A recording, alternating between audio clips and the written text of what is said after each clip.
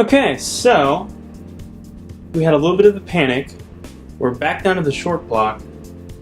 The issue was I was changing the oil and I was pretty sure water had gotten into the oil somewhere because I found little specks of clear pockets of water, and what I think happened was water got into it from the car cover while I was outside and went down into the oil pressure gauge port in the back of the block, and I was worried that the cylinder bores or anything was messed up, so I stripped it down the short block.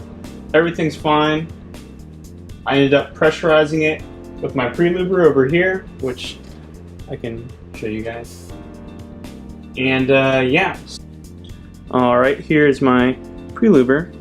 What you do is you put your oil in that top fill, pressurize it on that side, open the check valve, and it forces oil through that hose, which I have ran over here, which hopefully you can see down into what will end up being my turbo feed line, so it pressurizes the galleries.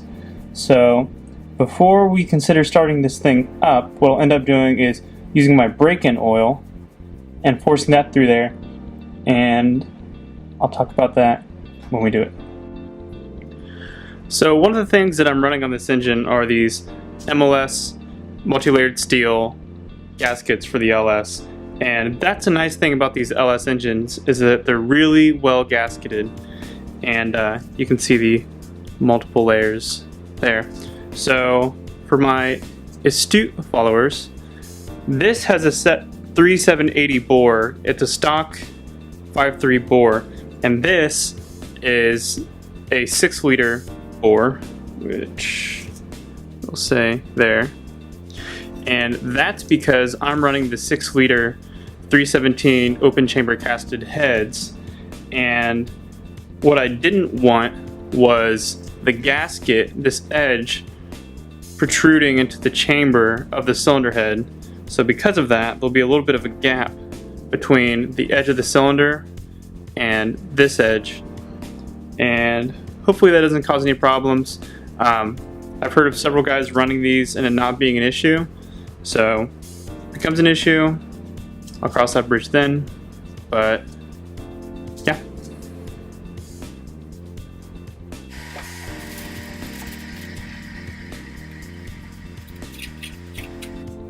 So this is what I was talking about earlier. You can see the edge of the bore, you can see the shiny space here, and then the edge of the gasket.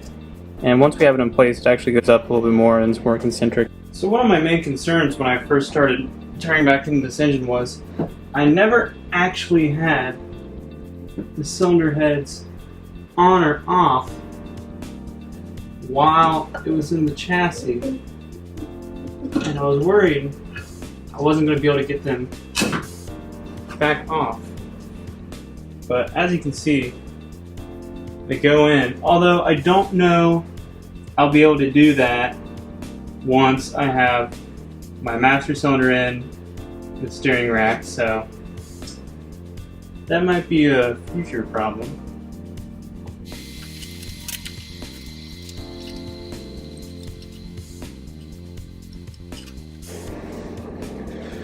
Let's take one last look at these beautiful Manley ProFlow valves. Let's get this on there.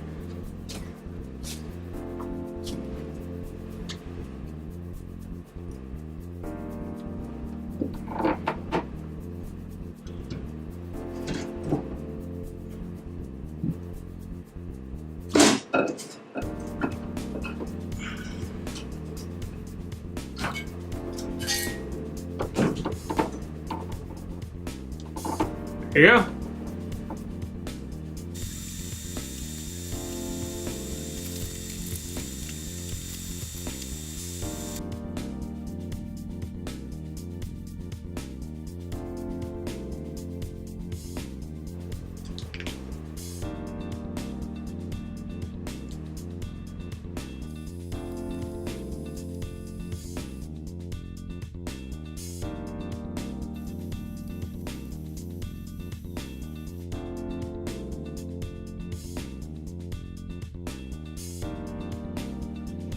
Okay, so all of our hardware is in.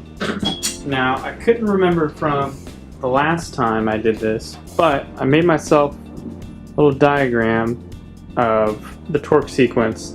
So pretty much you do these bottom 10 and then you do the top 5, and the larger ones go up to 90 foot-pounds and the smaller ones go to 28. Now what'll make my life easier is that I'll do these in stages. So these first 10 I'll bring up to 50 foot-pounds, and I'll probably just end up taking the top 5 straight to 28, just making my life easier. But yeah, let's get started.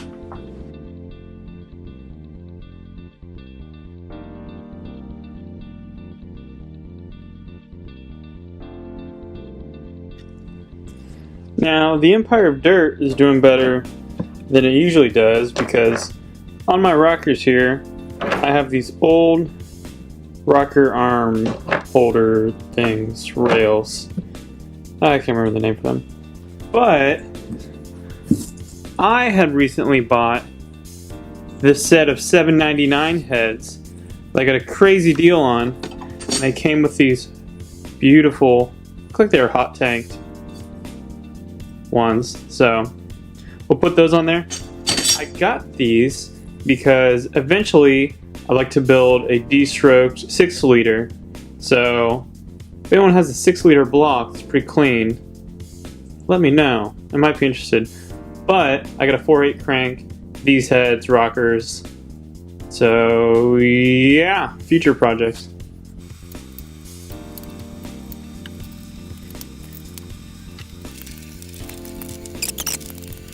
So what's going to happen is I'm going to start bringing over rocker arms, and as I install them, I'm going to apply blue thread locker because the ports, the holes are open to the port due to my porting. I got rid of the rocker stud lump, so I'm going to put some thread locker on there and tighten them down. And as I tighten them down, I'm going to turn the engine over so I can keep them on the base lobe while I tighten it down, so there's no lifting action from the cam putting pressure up, so I don't end up putting pressure on one of the valves while I'm tightening it down. So you'll see that now.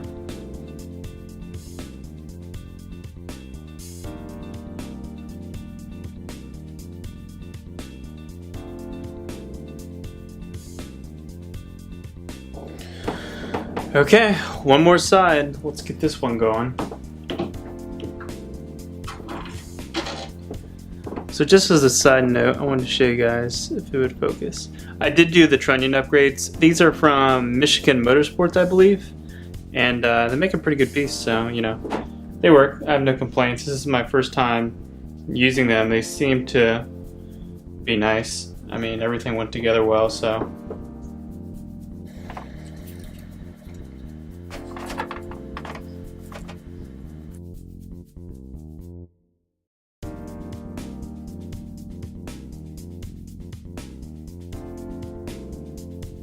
Alright, now the next thing we're going to work on is this steam port kit from Motion Raceworks. It's really nice. It's kind of funky getting it all tightened down right, but it goes on there good. I had it on once before, so shouldn't be rocket science getting it back on.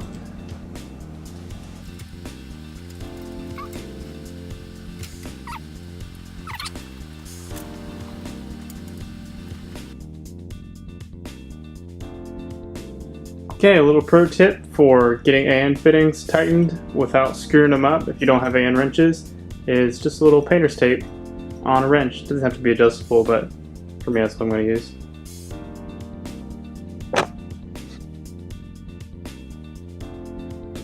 Okay, let's go ahead and get this intake manifold on there. There's nothing special about these gaskets. Although you can see excellent job port matching.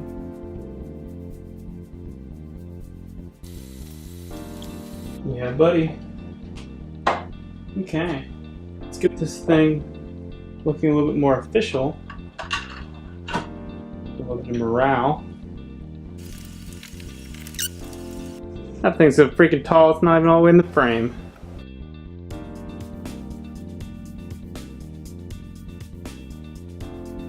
Now before I get too crazy, I want to go ahead and replace these spark plugs.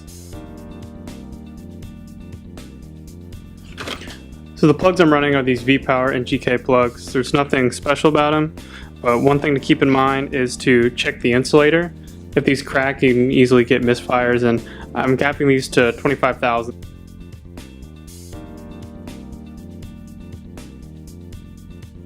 Okay, so now what we're going to do is try to get one of my more favorite pieces on, are these beautifully wrapped, no, not really beautiful, but wrapped turbo headers.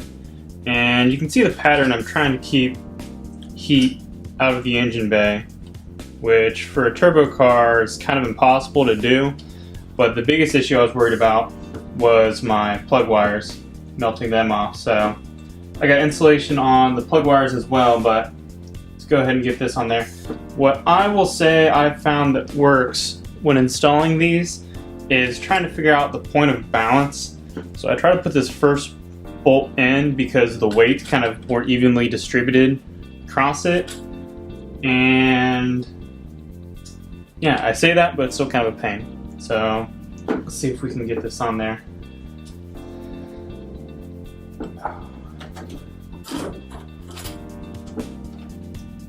So what I like to do is get it kind of in the ballpark.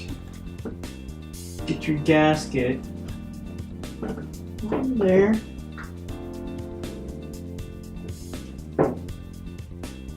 Then get your bolt using ARP studs, because I don't want to break studs in my cylinder head. Okay, get that guy kind of started. Now I'll go to the back as my gasket falls away. And it's on there. Not tightened down, but I'll go ahead and tighten everything down. But putting them on isn't that difficult. And I didn't break the coolant temp sensor. Okay, now we'll torque these things down. Okay, now what we're going to do is we got the cylinder heads on, rockers, intake. Well, the intake and stuff you don't really need to worry about. We got the manifolds on both sides, and I hooked up an oil pressure gauge. So what we're going to do is pre-lube this engine now.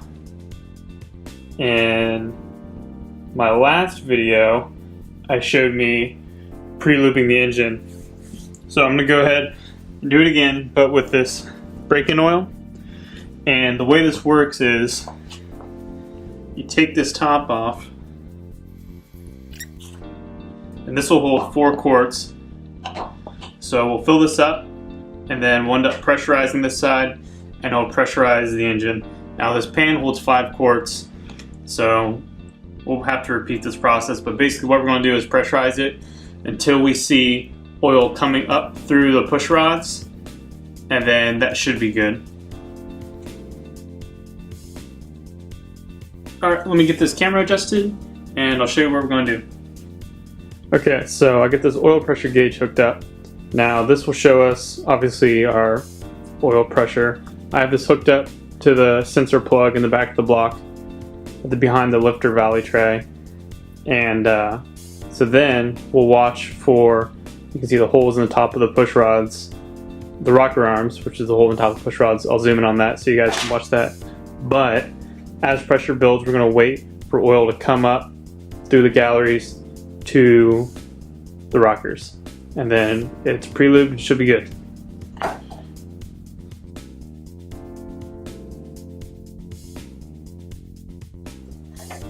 So far we got about 15 psi. Okay, we got oil up here at the gauge now, hanging right around 19, 20 psi. Now if you look close at those rockers, you can see oil's coming up through here. Okay, now we're right around 21, 22 psi. When I prelude this last time, that's about what it was, so I'm not expecting anything much higher.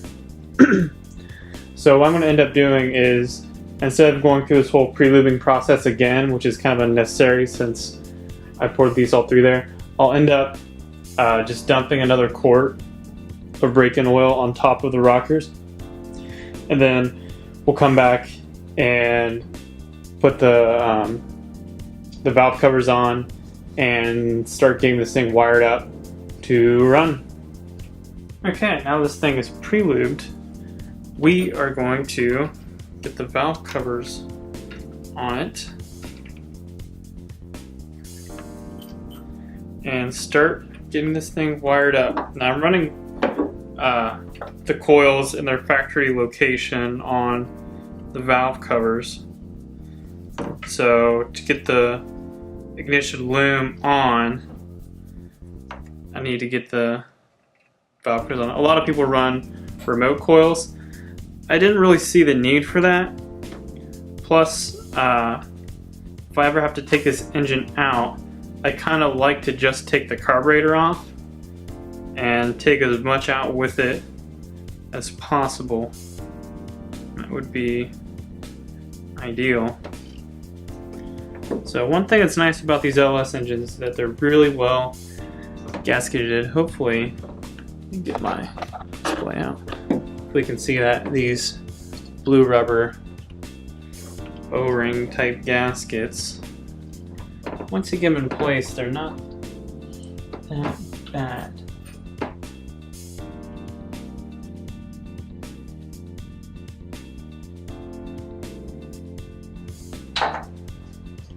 Now, as far as brackets go, I'm running these ICT billet aluminum coil brackets. I mean, honestly, just because they look good.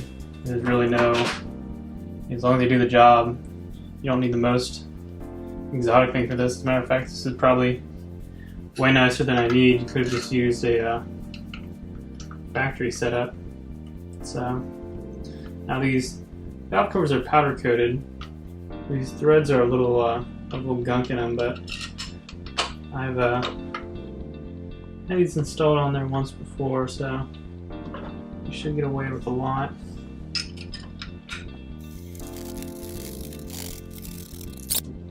Okay, let's talk about these plug wires. Now, these are just standard stock type GM LS plug wires. Now, the LS series engines have real short plug wires. They literally just make the jump from the top of the coil up here to the spark plug on the cylinder head.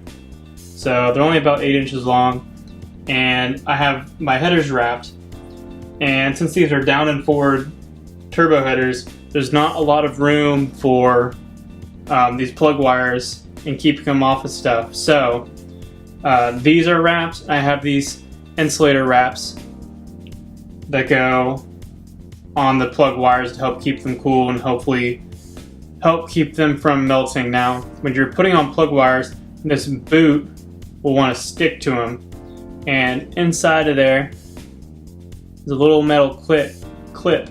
Now you'll hear them click when you install them, and that's how you know they're installed. You'll just kind of have to feel it, but if they're not installed right, you'll have a misfire.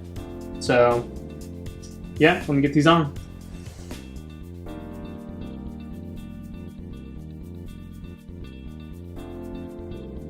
So I'm not sure where my memory card got full at, but what I was saying is I wasn't exactly sure where on a factory LS the wiring would run.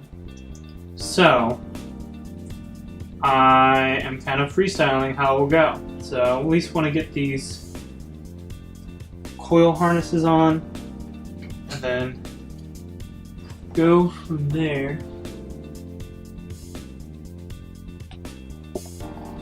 So I'm running this MSD6LS ignition controller, and with it, not only do I have to find a place to mount this, but it also comes with this wiring loom. Now everything's labeled. I just have to plug it in and figure out where I'm going to put it. So yeah. Okay, my wiring hit a bit of a snag because it appears I don't have a Gen 4 cam sensor. At least my front cam sensor is slightly different, so I'll have to look into that. But I can at least mount my ignition box, and what the plan is I think it'd be easiest to mount it on this air conditioning delete panel that goes right back in here, this little open area.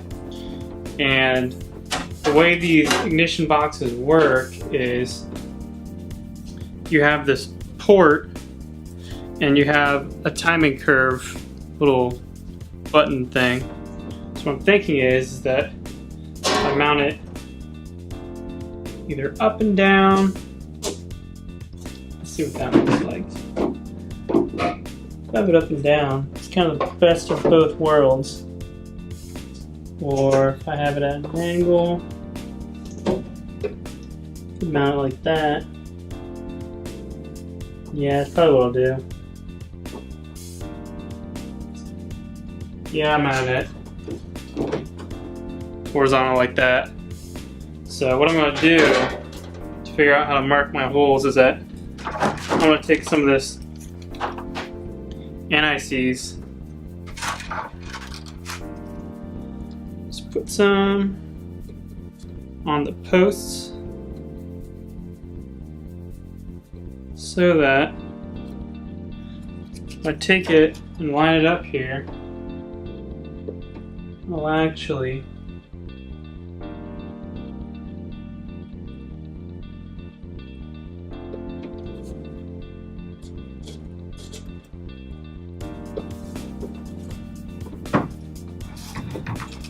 now you can see I have 4 dots that I'll drill out and we'll be good. Okay guys, so I got the ignition box mounted up there. I got this AC panel plate in place. So I think I'm gonna call it there for the weekend because I have to go to work in the morning. So we got the engine completely rebuilt, exhaust manifolds on, carburetor on, we got the wiring started, and yeah, it was a lot of work. Hopefully we can get to starting this thing soon. I got the starter, need to figure out that cam sensor, and I got the tach. I have all the switches and everything I need, so really it's just finishing up wiring, and maybe I'll plumb the radiator. You don't necessarily need it. Now I don't think I was recording when I did this, but I installed these AN fittings for my remote mount water pump, which I'll probably end up putting in this area over here. There's a little tab down there I'll probably end up using. And as far as the radiator goes, I got this huge AFCO radiator, and I also have to fit this water to air intercooler somewhere. I'm probably gonna put it in that empty space over there, but I don't know. We'll see. Anyways, see you guys in the next one.